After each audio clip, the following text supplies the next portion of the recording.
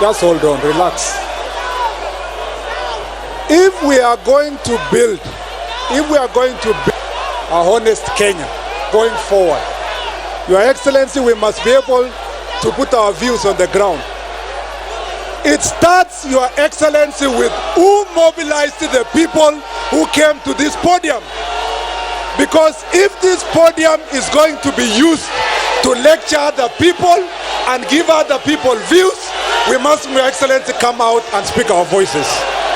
And so there is no way I will be told, as a leader in this country, I will be expected to sanitize politics in this nation, and our voices are not going to be heard when we speak here. Just hold on, just hold on.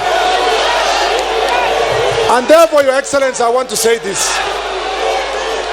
As leaders who have come here to seek for national unity, as leaders, Your Excellency, who have come here to say that this is not about politics of exclusion of other people, I demand the right to be heard. And I demand the right for my views to be heard in the Republic of Kenya, like every other citizen of this republic.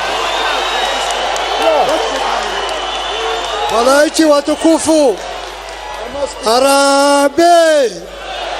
Harambee! Tuwe na heshima, rais wetu yuko hapa. Mimi naona BBI itapita, lakini mpeni mtu huyo nafasi. Please give him time.